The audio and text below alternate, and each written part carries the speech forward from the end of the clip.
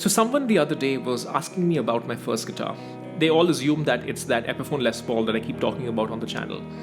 Well, actually, my first guitar was not that Ep1. My journey started a little bit earlier, and it started with not a Gibson, but a Givson. What am I talking about? That's what we're going to get into. So hi everyone, welcome back to the Ministry of Guitar. As always, if you like this channel, if you like what I'm doing, please do like, subscribe and share. It helps me build an audience, and that is what encourages me the most. Now, a word of warning before I get into this particular series. The purpose of this series is not to glamorize building up a huge guitar collection or having multiple guitars. I've given my thoughts about this in multiple previous videos. You can check that out. But what I do want to do over here is document my rather unusual journey. And I do consider a little bit unusual because it is not normal. And I'm not saying it's good, but it is certainly not normal to buy, sell, and accumulate as many guitars that I've had. And it is certainly less normal to do it given my childhood and where I came from. So this is going to be probably a 150-part series because I'm literally going to go guitar by guitar, documenting my entire guitar journey from 0 to 150 guitars. Not that I owned 150 guitars at one point in time, but that's the number of guitars that have been through my ownership. I probably own around 80 right now.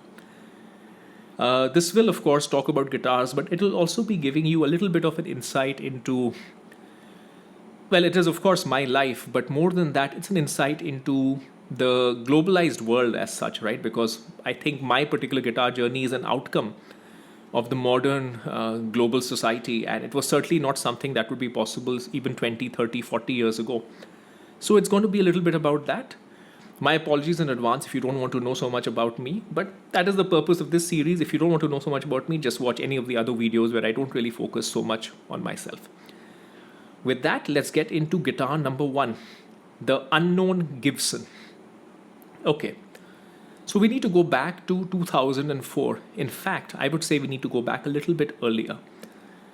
The unusual thing about me is that I did not listen to music till about the age of 16. Zero music. I was just into reading books. I was probably the biggest bookworm that you could imagine. I had read everything. In typical Indian fashion, we have a lot of older British literature, so I finished everything from Enid Blyton. I finished all the classics by Charles Dickens, anyone you could, all the 19th century authors, everything was done. My father gave me Lord of the Rings hoping that wouldn't take me that long. That also got done. A lot of everything that you can think of, Isaac Asimov, Agatha Christie, Sir Arthur Conan Doyle, Sherlock Holmes. I'm just giving you a broad stroke. When I was about 16 years old, I found myself in an interesting place because I had just finished writing one of the most important exams that you write as a student in India. It was our 10th standard. I think this is the O-level equivalent for other parts of the world. And suddenly, for the first time ever, I was free for about 2 or 3 months because I was waiting for the results, and then I would then go on to do the next thing, which is my A-level equivalent or 12th standard. I had 3 months. I started playing a computer game called Need for Speed. Porsche Unleashed. Need for Speed is a computer game. And for the first time, while I was playing the game, and Porsche, there's this entire thing where you have to do this long challenge. I felt like I wanted to listen to some interesting music because, I don't know, it just struck me at the time. I knew nothing about Indian music, certainly, but Western music, I mean, we had a bit of Cliff Richards and Michael Jackson around in the house. But I didn't know much. But what I had read in an encyclopedia that I had in my house was there were 2 musical artists mentioned. It was an encyclopedia about everything, but it had music as well. It mentioned Elvis Presley and the Beatles. Those were the only 2 I'd heard of. So I actually went and I got a cassette of Elvis Presley. This was Elvis Presley, what was it called? It was 30 number 1 hits, or it was all his number 1 hits. And then I got the Beatles, another number 1 hit one. And I listened to both of them. They were pretty interesting. And then through combination of different sources, I managed to download the entire Beatles anthology 1 and 2, if I'm not mistaken. That set me down a path. That path would then involve buying my first ever rock album, which turned out to be Dark Side of the Moon. I thought all rock music was like that. How disappointed would I be after listening to Dark Side of the Moon? And of course, eventually I went to Bangalore in India, which is a mecca for amazing music. And I got into metal bands. I got into Guns N' Roses, Metallica, what have you. So around the age of 18, I come to Singapore. Now I'm quite into music. I'm not quite playing guitar yet. In university, there is a band that plays, it's about guys 2 or 3 years older than us. And they're called the Random Jacks, JAKKS, which is the first letter of the names of the members of the band. And they play a show where they play Boulevard of Broken Dreams, I think Master of Puppets, and one more song that I can't remember.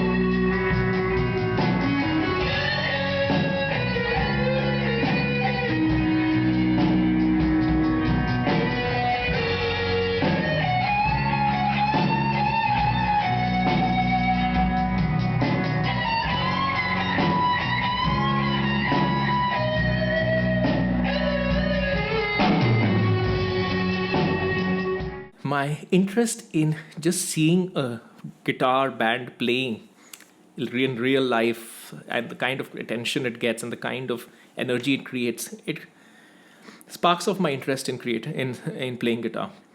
Then my roommate, who actually already played guitar and actually is in my band right now, he had an acoustic guitar and he was playing Is There Anybody Out There by Pink Floyd. It's a very nice piece with a lot of, you've got the bass and the more higher notes playing, kind of playing together, almost like there are two guitars. Then at that point in time, I decide that, I want to get a guitar. Now, what they told us in, what we used to do, impoverished students, is that if you want to get your first guitar, because a lot of people, they come to university and they want to get their first guitar, they tell us, why don't you go to this shop? It's in Singapore. It's in a place called Bras Basah. It's with a B. It's a very, very old complex. It's very close to the Singapore National Library, or more famously, it is very close to the Raffles Hotel, famous Raffles Hotel of Singapore. If you've heard of W. Somerset Maugham used to sit in Raffles Hotel and write. And there's a shop there, it's still there today. They sell both musical goods and sporting goods. And there you get a really, really cheap acoustic guitar for like $30 or $40. So I go there, I check it out, but even at that early stage, I have an inkling that, I don't like the look of just an acoustic guitar. I like something that looks like an electric, but the common wisdom told to me at that point in time was, you have to learn acoustic first, then you can learn electric. I don't agree with it now, by the way. Right now, I always recommend for people to learn whatever they like first. In fact, some could argue that learning electric first is better because it's easier to learn, less of a dropout rate. But at that time, that was the conventional wisdom. So I decide, and also it was very expensive. It was like, I think it was like $60 or something, 60 Singapore dollars. So I decide, and it's almost time for the winter break anyway. I decide I'm going to try and buy a guitar in India. So I go back home. We go to one of the shops in Bangalore. I have no clue which shop it was, honestly. I just know it was somewhere in the center of the city near MG Road or Brigade Road. These are two of the famous roads in Bangalore. And there, they introduced me to this brand called Givson, Givson. It's an Indian brand. It's not making a copy of Gibson guitars, but definitely the name is inspired by Gibson. And they make all sorts of guitars. And there was one guitar that caught my eye, which looked exactly like, I thought it looked exactly like John Lennon's guitar from whatever I know, right? John Lennon played the Casino, and he played a natural Casino, if you remember, Ep1 Casino. So all the other acoustic guitars looked like acoustic guitars. This one looked like, it was an acoustic guitar, but it had only F holes. It did not have the middle sound hole or anything, and it had a larger body, a thinner body. Kind of looked like John Lennon's guitar. Remember, this is pre-internet. I had internet in Singapore, but in India, I think we had dial-up internet or something at that point in time. There was no way I couldn't look at my phone and confirm. So this is kind of the magic of the pre-internet era, where you don't have all the information available in front of you. So I looked at it and I was like, I think this is like John Lennon's guitar. And I was really inspired by John Lennon at the time because I'm primarily a songwriter, frankly. I'm primarily a writer. I've been writing since I was a kid, writing books. And then when I started playing music, the first thing I gravitated towards beyond learning how to play guitar was writing songs. So John Lennon, being a great songwriter, was of course kind of an inspiration at that point in time. So I decided to get it, this Givson. It cost me, I think, about 2,000 rupees, which is probably less than $50 at the time. Probably less than 2,000 rupees. It was at that time, it was a substantial amount because you have to remember, at that point in time, maybe somebody working a good job in India would be earning maybe 25, 30,000 rupees a month. It's a lot, which is like, yes, I know at that time, maybe $500. So $500 a month is a very high salary in India at this point in time in 2004.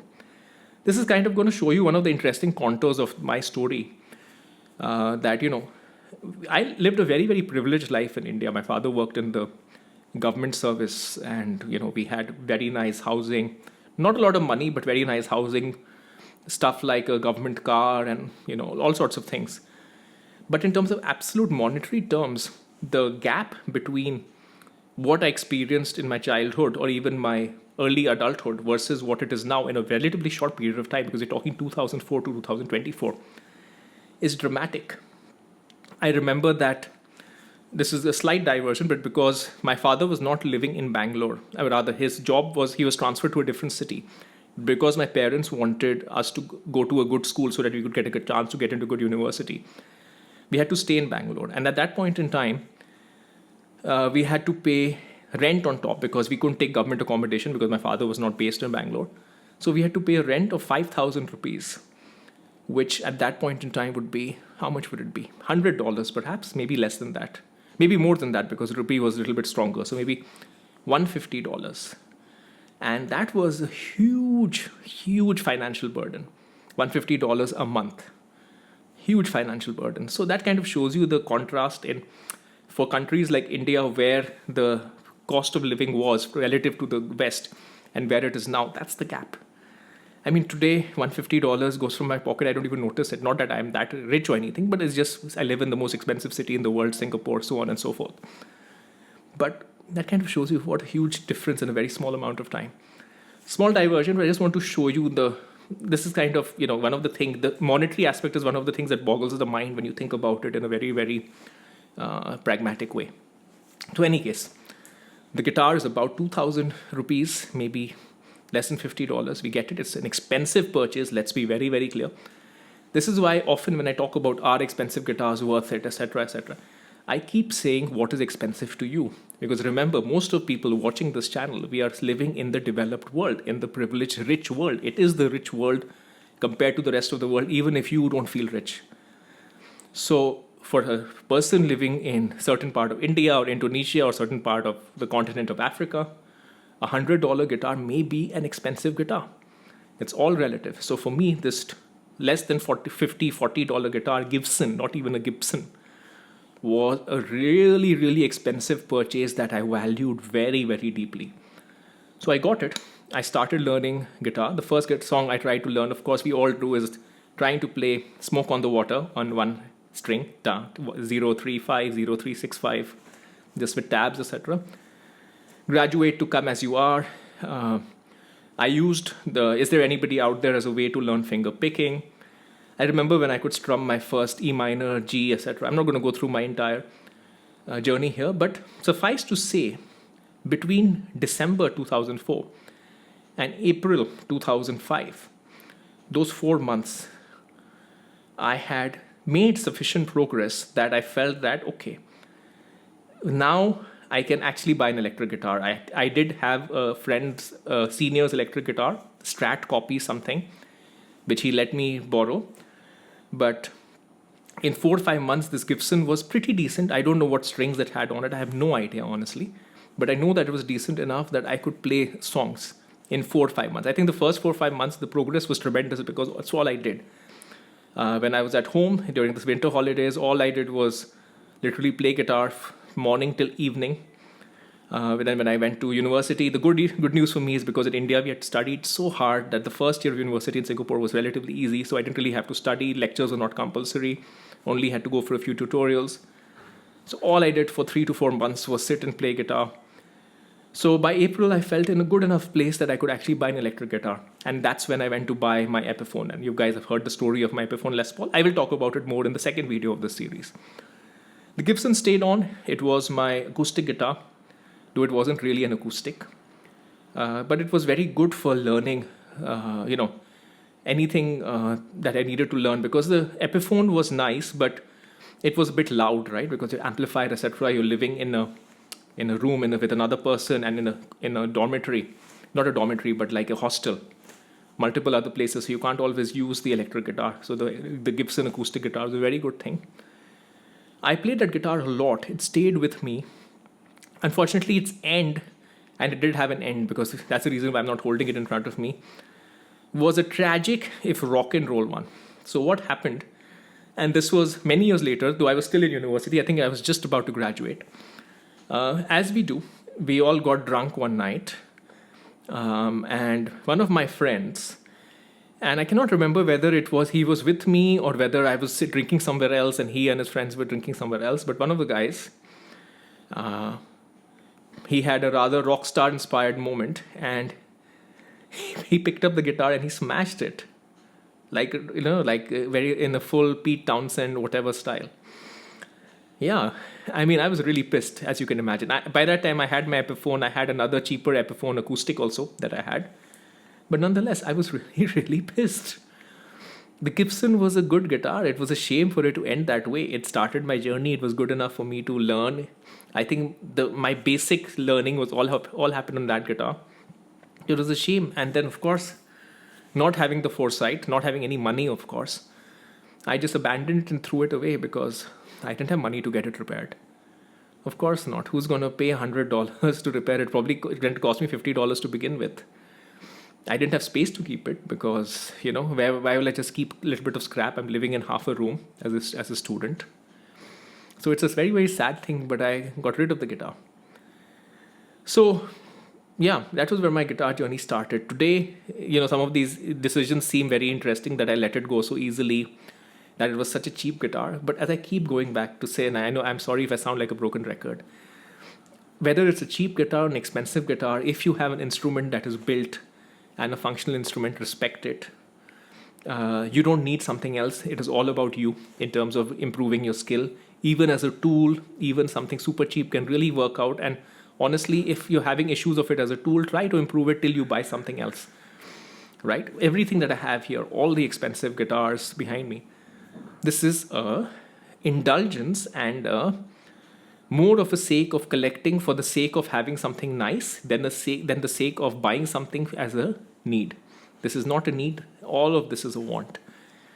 And if I go back to the kind of emotions and the kind of pleasure that I got from my first Givson, not Gibson, the excitement that I had the day I went and bought it, the excitement that I had, the amount of time I put into it after I got it immediately. There's only one other guitar that matched that, and that's the Epiphone Les Paul. Because that was also my first electric. This was my first acoustic. So that was also very similar. I was excited about it for months.